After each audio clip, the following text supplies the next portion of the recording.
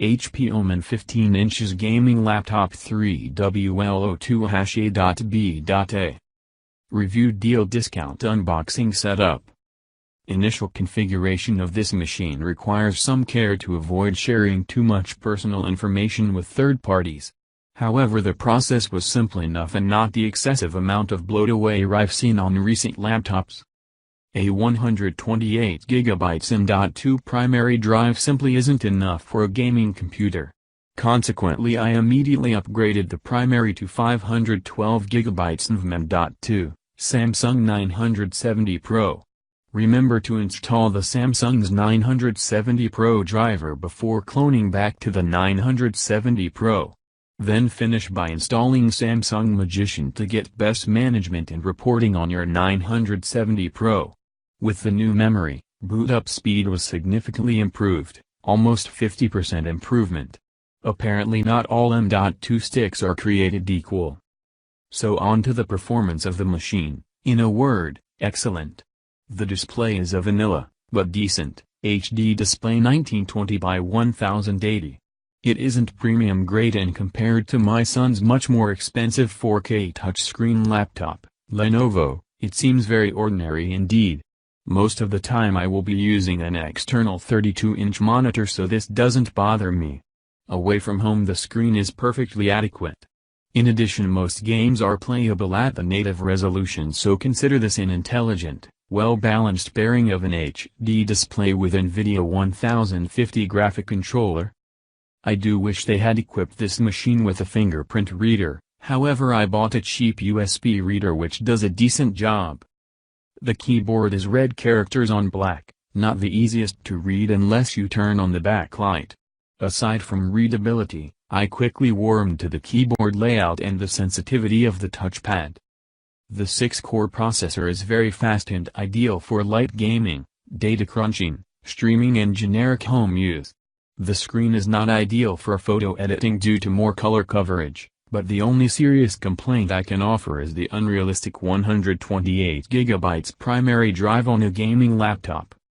One reason for buying this laptop was ease of updating. 8 screws and a credit card to prise over the case. Note all the screws are on the perimeter, but internally there are 3 or 4 tabs which engage with corresponding tags on the battery back. Once you have cracked the perimeter, left, right and front, you can gently jiggle the bottom of the case towards the front of the machine to disengage the tabs. Requires no real force to do this. Once open, the machine provides immediate, easy access to M.2 primary drive, 2 slots of RAM, the screw-in battery pack and the HDD. The computer comes with 12GB of 2666 DDR4 memory. This comes from an 8GB and a 4GB card occupying the 2 available slots. It's easy to upgrade the 4GB to 8GB, and I'd recommend doing so. The HDD has no screws, but to remove the drive you must first remove the SATA connection onto the circuit board. This requires you to lift a small gate, at which point the flat cable is released. Once you've done this, the drive lifts easily from the SATA connector end of the drive. To replace the flat cable requires good eyeglasses and decent tools, not hard but equally not recommended for beginners.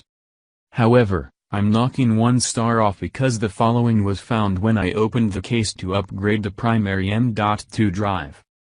As I turned the computer over, a tiny LED fell out. This came from the RJ45 Ethernet port at the rear of the machine.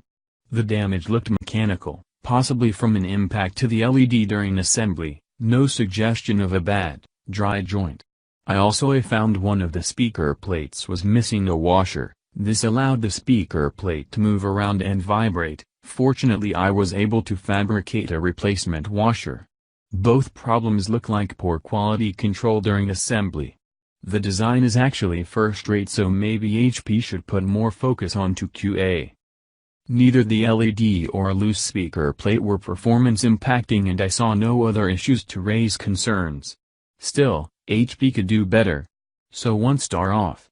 I should add there was nothing to indicate this machine was other than brand new, which implies these were original assembly problems. Addendum. My HP laptop failed while I was in the UK.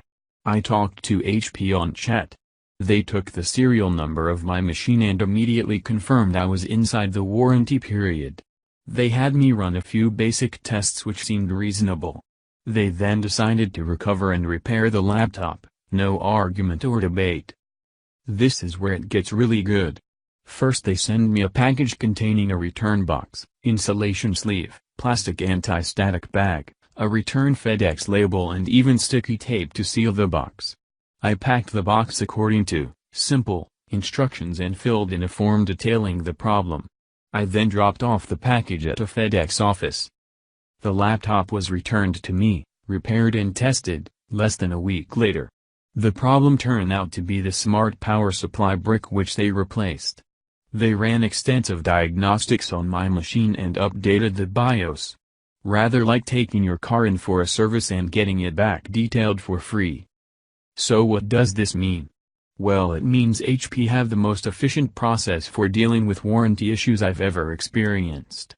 It means if you buy from HP they absolutely stand behind their warranty, which is good to know. Special discounts on product. Get the discount link in the description box.